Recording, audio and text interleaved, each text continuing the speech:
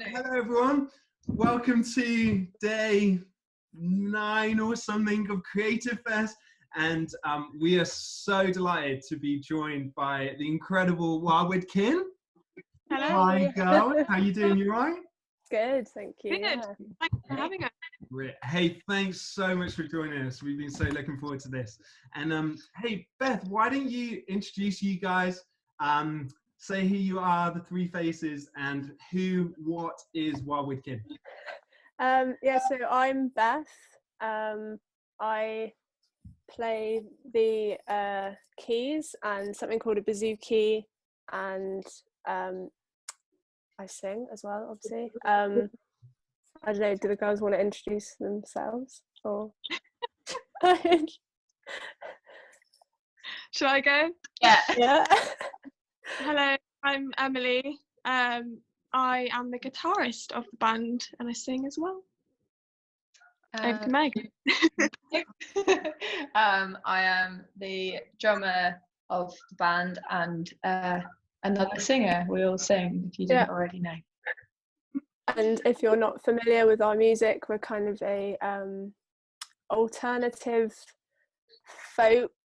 We're never really sure how to define our genre. We sort of dive into different genres, but we sort of sing 3-part harmony, close harmonies together, and Family as well. yeah. You froze a little bit then. I was just saying that we're a family band, but maybe you already said that, I don't know. In case people didn't already know that's where the kin comes from in the name. Me and Emma sisters, Meg's a cousin. That's so good. See, I knew you guys were family, but I never put the 2 and 2 together with the kin. Really? Amazing. Where does the Wildwood come from? Oh, Meg, you can explain this one.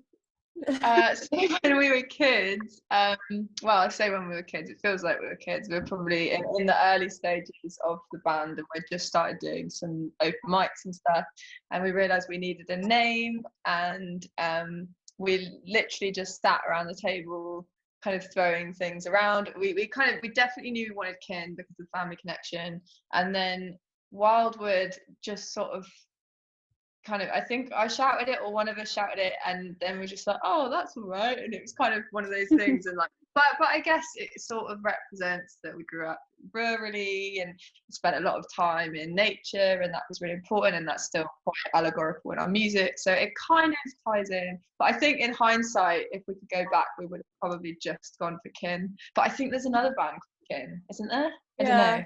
It helps because when you type in Wildwood Kin, it's like the only thing that comes up, so you can't get like confused. But there's a lot of things under kin, so I think it's a strong name, guys. You hear these bands that like come with a name that they're like, if we knew we were going to get this big, we'd like probably have chosen that name. Like take that. Yeah, exactly. It's like, well, guys, this is Creative Fest, and we wanted to talk to you guys. If I'm sure we know you guys are so loved at the festival, and I'm a huge fan, and I think people just spend 30 seconds listening to your music and are just deeply moved, and it's just incredible. And we'd love to glean your wisdom on all things songwriting and creativity, and try and get into the head of kind of Wildwood Kin a little bit. So maybe Emily, you could kick us off with this, but like, how long have you guys been kind of writing for? And like, how did maybe you personally and then you guys collectively, like, how did you get into songwriting to start with? Yeah, so we grew up with mums who are songwriters as well, worship leaders too, so we grew up in church. But yeah, I think we kind of, well, we both had pianos in the house, instruments, but I do remember thinking, how the heck do you write a song? Like, it's even now sometimes I think, oh, I don't even know where to start, and it really is different every time. But we did start writing, I think, when I was just about to finish sixth form, so that would have been 8 years ago now. And we knew that I think we all collectively felt that music was something that was gifted to us, and that we wanted to share that. And so yeah, writing kind of came around the same time that we decided to become a band. And yeah, it's been an interesting journey since. It's so good. That's so good. And Meg, perhaps you can let us into we love seeing behind the scenes and into like the rehearsal, the writing room. And what does a songwriting session look like for Wildwood Kin? Do you guys have the same sort of process? Are you all individually quite different? Does it change? What does it look like for you? Yeah, I think we are all three of us are quite different people. Obviously we have a lot of the same. Oh, just getting Meg, come back. we lost you, Meg. Oh no, Your picture, we can hear you, but okay, right, cool. Sorry, I just had an incoming call. I don't know how to stop that from happening, but so we're very different people, but obviously we know that collectively what we want to write about is usually kind of on the same page of like we always want to kind of write about messages of positivity and hope, and as I said, like the nature imagery is really important to us, but behind the scenes in a writing session with us, it's probably not pretty. A lot of kind of, oh, I'm not sure about that, and then like I guess because like the artist temperament, we're all kind of sensitive sometimes. So if you bring an idea and then if we sort of want to tweak it, we've had to practice kind of letting go of ego when it comes to writing, and just being able to like offer up and let everyone input in and collaboratively kind of come up with something.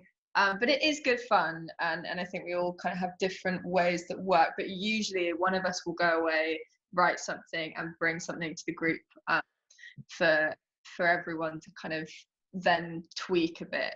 So it's usually one person who's the skeleton of the song, and then it kind of gets embellished by the other two. It's great. And do you find that you guys have like your own individual strengths and weaknesses that kind of actually compensate with that? Do you find like some of you guys maybe lean more on the music side, some on more lyrics, or yeah, what does that look like? Beth, do you want to answer this one? yeah, I think so. I mean, I think we all have strengths in like I guess constructing like a melody and coming up with lyrics. I think like Meg's really good at sort of making, I don't know, using better words to kind of say the same thing but in a more precise way, or like structurally. I'm trying to think, like we all sort of share the roles really. I think obviously we have different instruments, so Meg is obviously the rhythmic one. I mean, we're Meg would focus on drums and beat, so bringing that to the song is something separate that me and Beth wouldn't necessarily be able to do. And then I would focus on maybe guitar riffs, and then Beth on chords and bazooka, which me and Meg can't play. So I think we do individually bring unique parts to the song, and we would always say that a song is never finished until the three of us all had some kind of, that's what makes the sound of Wildwood Kin. It's not the Emily band or the Beth band. It's like we can all write individually, but it doesn't become Wildwood Kin until we've all together. It's great. I love that. And there's just that real power in kind of corporate writing, isn't there? Yeah. Like I hear quite a lot of people talking about that, of like you can almost go so far in individual writing, can't you? And then other people who've just, like you said, sometimes it can be as practical as just instrumentation that just brings a new element to it, or someone who just thinks, I love that what you said, Beth, about Meg, because I'm exactly the same. I'm like, everything I write just seems to be like super cheesy, and like, you know, you heard it before, and someone just says the same thing, but like in an amazing way, you're like, oh, it just really unlocks something. Yeah, it's definitely a collaborative effort for sure. Love that. And do you guys work just exclusively, the three of you? Have you had experience writing with other people? How have you found that? How have you found other people coming in to, like, it's quite a vulnerable thing, isn't it? Songwriting. Yeah. How have you found that, letting others into the little sort of wild circle? We always say it's like first dates, don't we, guys? Like, it's like if you're co-writing or collaborating with someone, especially if it's someone you haven't really met before, or even if it is someone that you've met, but it's always a very different dynamic working with someone to kind of create something. So there's some co-writes that we've done where it's been almost like we've come out of the room and been like, that's not, nothing personal, but like sometimes you just, to create a song together, like with any art, you kind of have to have a shared vision. And so that's been a big learning curve of really trying to intentionally and strategically work with people that we feel like will understand where we're coming from. But again, I think the best co-writes have been the ones where we've had a pretty solid sense of an idea beforehand, which we're then taking in, and then it's almost like giving a book to a proofreader or an editor, of like asking someone, which bits do you think work, what do you think what do you think it might need, where do you think it's lacking? And so it's kind of, there's some where you come out and you just think, wow, that song would never be what it is now if we hadn't invited somebody else into that process. And then sometimes it's kind of like, we wish we hadn't invited someone, but generally it's actually, we've generally always had really good experiences with the people. I guess it just kind of depends on the product you come out with, but it is fun, and you learn so much from it, and you get to know people really quickly and get to kind of know their vibe, and that's really fun. And we love the whole thing of cultivating community around music, so it's a really good way of doing that. That's brilliant. And maybe this is a question more for me personally, but like around that sort of letting people into that. Like I find that quite a vulnerable thing, and quite I get quite insecure about that. And you're just like, it's sort of quite a personal thing, isn't it, writing, when you're kind of pouring out your heart and stuff. And Beth, what kind of advice would you have for people like me? And but in terms of just like growing in kind of confidence, and also a little bit of like the comparison thing. Like, I know, you hear it spoken a lot, and I think it's so true, of like, comparison is often the biggest killer to creativity. And like, do you guys find that as writers and as a band, that you compare yourself to other artists and stuff, and that can sometimes really be a killer to creativity? How do you stay rooted in actually who you guys are, who as Christians we believe kind of God has created you to be, in the sound that you have? And some thoughts around that. I think like comparison definitely is like a massive killer. I think also as well, like comparison for yourself, like sometimes I'm like, oh, I went through this stage of being able to write like really good strong melodies and stuff for ages, and I can't do that anymore, and like, why is that?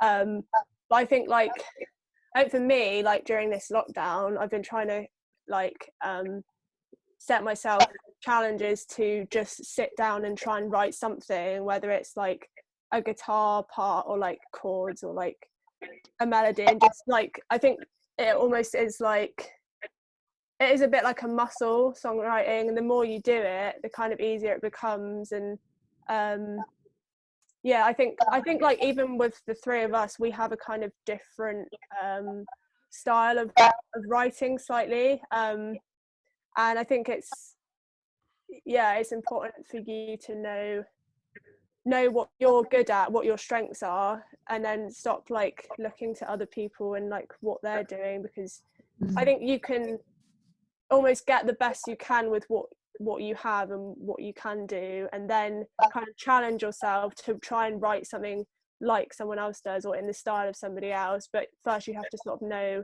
what your strengths are, and where you feel like weak as well. Like if you struggle with lyrics, which I definitely do, like I find lyrics probably the hardest. I like lyrics there. Oh, I like your lyrics. Yeah, but like it just takes me so much time to like say what I want to say, and there's a lot of editing and a lot of sort of just sitting and being like, I can't, my mind's not working today. But you just have to like challenge yourself to just be like, even if you don't think the song's that good, just be like, I'm going to finish this song because I know that it's going to kind of strengthen my writing muscles. And you can always, like, it's not to say you can't sort of, you shouldn't listen to other people and be like, I want to be like them, because it's good, because that kind of inspires you to be better, and you can take sort of things you like from their music and apply it to yourself. But yeah, I don't know, I think co-writing as well is actually something really helpful. If you're struggling, you're in a bit of a creative rut, just like get someone on Zoom who's a writer and just try and write a song together. It's kind of hard because you can't sing and play at the same time, but you can sort of offer advice and offer ideas and stuff. But yeah, we're still kind of finding out like what works for us, really. Even though we've been doing it for years, it's sort of, that's cool. Still a learning That's process. great. And on that, actually, around that idea of like going through seasons of creativity, I'm sure sometimes it just feels like it just flows, like you said, just feel like all these melodies are kind of flowing. Do you guys ever find that, well, I know you mentioned Beth, but like you start to get, like, if you get into a bit of a creative rut and it just feels like it doesn't end, maybe you've got, I think for everyone that can be a frustrating place, especially when you got pressures from labels and gigs and, you know, all of that sort of stuff. Like, how do you stay creative? What advice would you give to people who find themselves like in that sort of rut? Do you kind of write it out? Are there practices that you've kind of learned to kind of break through that? Maybe that's for you, Emily. Yeah. I think for me, during this time of lockdown especially, I have found myself getting really frustrated at times. I think because now we've had so much time, there's been a lot of pressure for creative people to feel, oh, I really have time to come out with something amazing, because if I don't, then people might think that, you know, I haven't been working hard enough, or haven't been disciplining myself hard enough. But for me, it's weird. Sometimes I'll literally have a day where I'll be thinking, right, I need to use this time to write a song and get creative. But actually, the nature of creativity is often in those spontaneous moments. And when you're inspired, I mean, to be inspired is literally meaning, you know, God is breathing inspiration into you. And so that's not always up to you to force that. And I think sometimes when I've tried to force myself to be creative and nothing has come out, then that's where the frustration comes from. And I think actually when you kind of wait for inspiration to strike, that's often when I've felt like I've written my best thing. It's not forced at all, and it's kind of come in a really beautiful way. And even the other day, I tried to sit down and write something on the guitar, and nothing was coming, and I was just getting really down and frustrated. And then I just decided, well, I'm not going to put that pressure on myself today. I'm just going to leave it. And then literally the day after, I sat down, didn't put any pressure on trying to write something, just to have some fun on the guitar. And that's when the whole song came out. And I was like, wow, that's like so amazing that, you know, the difference of just a day completely changed my mindset and that creativity. And it literally came so naturally. But yeah, compared to the day before, when I was just like, felt like I was hitting a brick wall, it's crazy how that you know, that's the nature of creativity sometimes. Yeah, that's brilliant. That's really great. That's really good. And Emily mentioned just then, Meg, like Emily mentioned, like the inspiration, and you guys, and that idea of that maybe kind of being God breathed on your kind of work. And you guys are Christians, and what kind of difference does that kind of make? What is the role do you think your faith has in your creativity and you guys as a band? Yeah, that's a really great question. And we don't always get asked about it a lot, so it's nice to have the chance to talk about faith and spirituality and its role kind of in our music. I guess sorry, was the question like what's the outworkings, or where does faith come just in the writing process, or in general? Sorry, in general, in okay. creativity, but you guys as purpose about why Yeah. you guys do what you do. I'm sure like sometimes it feels like you would love to be at home a little bit more, sometimes do maybe a more 9-to-5 job, sometimes I'm sure you kind of feel like that, but what kind of keeps you going, and how does your faith influence what you guys do creatively and as a band? Yeah, I mean, I think it's super individual for each of us as well. I think that like for each of us, Wildwood can represent something very different kind of calling wise, but we do really feel called to it. And I think music is, I think the thing we probably collectively love the most about it is how it's like a heart language. It feels like music and the creative arts sort of transcend words, and it seems to just go straight to people's hearts. And so for us, the spiritual element is kind of, that's exactly what we want to be sharing with people as we sing, and regardless of what faith people do or don't have, that we really like our proudest moments musically is when it just feels like the music gets into people's hearts and sort of like brings healing or brings transformation. And that's something that is kind of collectively quite a vision for why we do this. And for me, I really love community, I love people, and touring, as you say, it definitely gets really hard sometimes, and there's days where you just think, oh man, I just want to have routine and I want to have a schedule and sort of some sense of normality. But I guess we have to keep reminding ourselves that if we were doing other jobs, we may not be able to connect with the same pool of people that we're able to connect with through music. And you know, to be able to travel like 20 cities in the space of a few weeks and really get to meet people and just provide safe spaces. Like when we put on shows, we really want it to feel like people are coming into something and like being part of something where they feel cared for or where they feel peaceful, and that it's kind of, I don't know, not an escape, but I guess a sort of sanctuary really. And so we try and just pray that before we do shows that people would just really feel safe and that they'd feel loved. I guess that's the most important thing for us about what we're doing. Sorry, that's probably a bit of a finagly answer, but there's a lot of elements. Obviously, like spirituality is at the core of what we're doing, so there's a lot of spaces it feeds into, but that's kind of in a nutshell.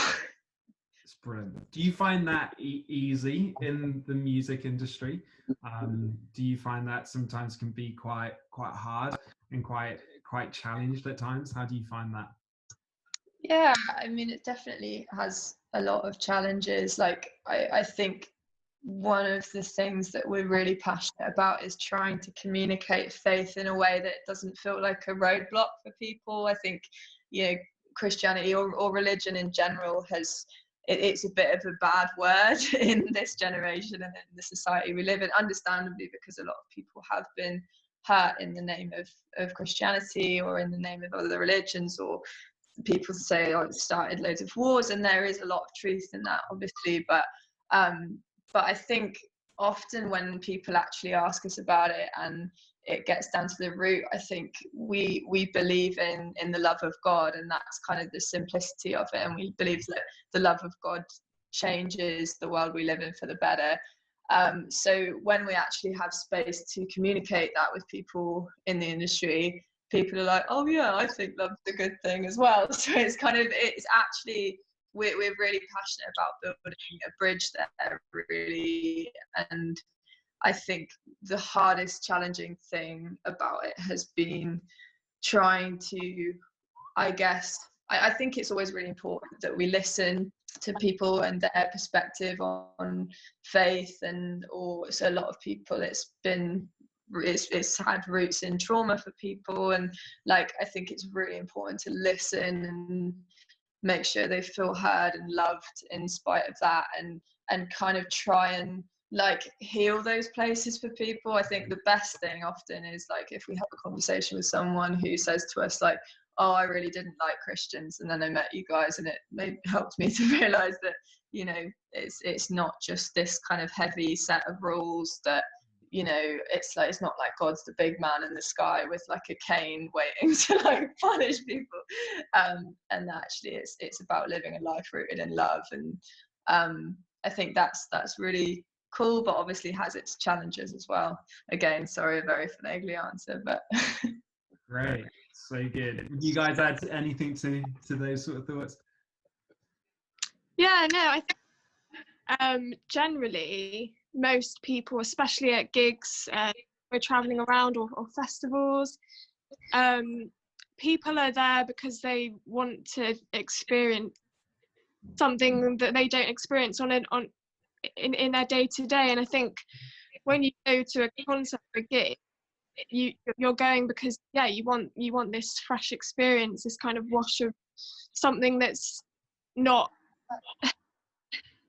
natural way. And I think generally people have been really open to our spirituality, and actually I think there's quite often been times where people have come to us and asked us, oh, what are you actually singing about? Not even had to talk about the fact that we are spiritual and that we're Christians.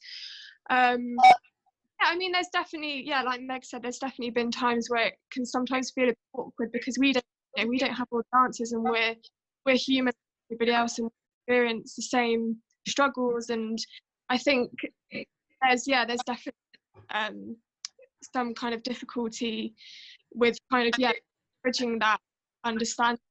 We're on stage, but we're human, and we're still experiencing the same human struggles that everybody else. And I think it's just about kind of being vulnerable in our songwriting